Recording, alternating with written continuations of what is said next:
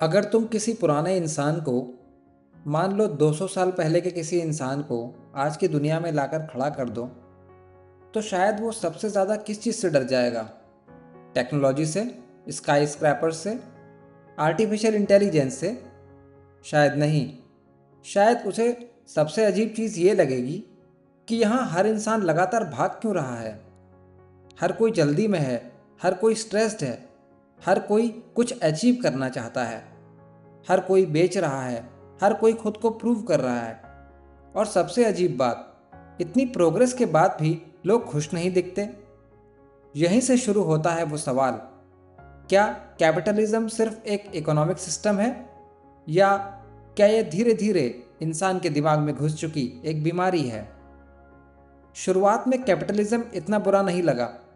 जब feudal systems टूट रहे थे, जब किंग्स और एम्पायर्स लोगों को कंट्रोल करते थे, तब कैपिटलिज्म फ्रीडम जैसा लगा।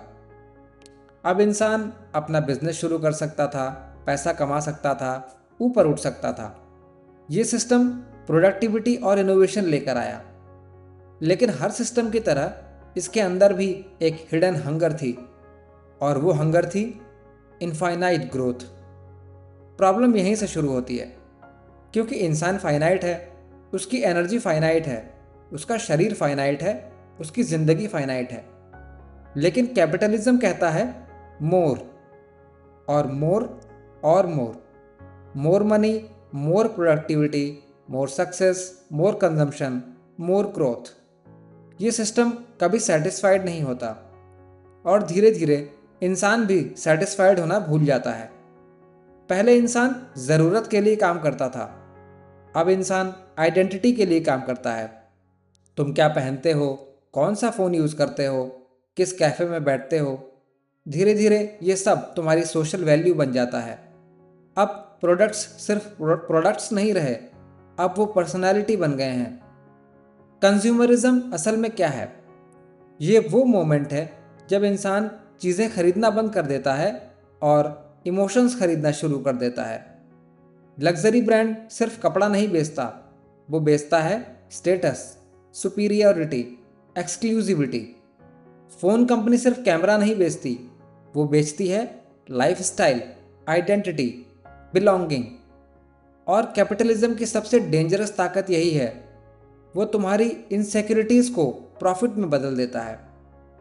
तुम नोटिस करो, सिस्टम पहले तुम्हें इनसिक्योर बनाता है, फिर सॉल्यूशन बेचता है। तुम इनफ फील नहीं करते, लो नया कोर्स। तुम अट्रैक्टिव फील नहीं करते, लो स्किन केयर। तुम लोनली हो, लो डेटिंग ऐप। तुम टायर्ड हो, लो प्रोडक्टिविटी टूल। हर प्रॉब्लम एक मार्केट अपॉर्चुनिटी बन जाती है, और धीरे धीरे इंसान खुद मार्केट बन जाता है। आज लोग सिर्फ काम नहीं करते, वो खुद को ब्रांड बना रहे हैं। सोशल मीडिया पर हर इंसान परफॉर्म कर रहा है, ऑप्टिमाइज कर रहा है, पैकेज कर रहा है। अब ऑथेंटिसिटी भी कंटेंट बन चुकी है। लोग जेन्युइनली हैप्पी कम, हैप्पी दिखने की कोशिश ज़्यादा कर रहे हैं। ब्यूंग चुल हान ने इसे अचीवमेंट सोसाइटी कहा। ब्यूंग चुल हान लिखते हैं कि मॉडर्न दुनिया अब लोगों को फोर्स नहीं करती, अब लोग खुद को एक्सप्लॉइट करते हैं।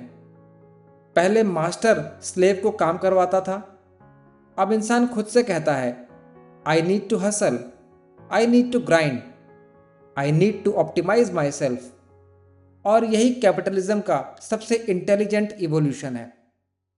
अब सिस्टम को तुम्हें चेन से बांधने की ज़रूरत नहीं, तुम खुद वॉलंटरली दौड़ रहे हो। इसलिए मॉडर्न इंसान हमेशा गिल्टी फील करता है। अगर वो रेस्ट करे तो गिल्ट, अगर प्रोडक्टिव ना हो तो गिल्ट, अगर पीछे रह जाए तो एंजाइटी। क्योंकि अब इंसान की वैल्यू उसकी ह्यूमैनिटी से नहीं, उसकी प्रोडक्टिविटी से मेजर होती है। यही वजह है कि बर्नआउट एपिडेमिक बन चुका है। इतनी सुविधाओं के बावजूद, इतनी टेक्नोलॉजी के बावजूद लोग मेंटली एग्जॉस्टेड हैं। क्यों? क्योंकि कैपिटलिज्म सिर्फ तुम्हारा टाइम नहीं खाता, वो धीरे धीरे अटेंशन, पीस, आइडेंटिटी सब कंज्यूम करने लगता है। सबसे डेंजरस चीज़ क्या है? कैपिटलिज्म तुम्हें ओपनली डिस्ट्रॉय नहीं करता, वो तुम्हें धीरे धीरे कन्विंस करता है कि तुम अभी इनफ नहीं हो, और फिर पूरी जिंदगी तुम उसी इनफ को चेस करते रहते हो। मोर मनी और शायद हैप्पी हो जाऊंगा, बेटर बॉडी और शायद कॉन्फिडेंट हो जाऊंगा, मोर फॉलोअर्स और शायद इम्पॉर्टेंट फील करूंगा। लेकिन फिनिश लाइन कभी नहीं आती, क्योंकि अगर इंसान सेटिस्फाइड हो गया तो मार्केट रुक जाएगा। इसलिए मॉडर्न वर्ल्ड बोर्डम से डरती है, क्योंकि बोर्ड इंसान सोचने लगता है, और जो इंसान सोचने लगता है वो पूछने लगता है, क्या मुझे सच में ये सब चाहिए? यही सवाल डेंजरस है। इसलिए दुनिया तुम्हें कॉन्स्टेंटली स्टिमुलेटेड रखती है। Reels, ads, notifications, trends, endless consumption, ताकि तुम कभी रुककर खुद को सुन ही ना पाओ। लेकिन क्या कैपिटलिज्म पूरी तरह ईविल है? नहीं। प्रॉब्लम सिस्टम से ज़्यादा उसकी एक्सट्रीमिटी में है। कैपिटलिज्म इनोवेशन लाया, कंफर्ट लाया, अपॉर्चुनिटीज़ लाया, लेकिन जब कोई सिस्टम इंसान की वर्थ को सिर्फ प्रोडक्टिविटी और मनी तक रिड्यूस कर दे, तब वो डेंजरस बन जाता है।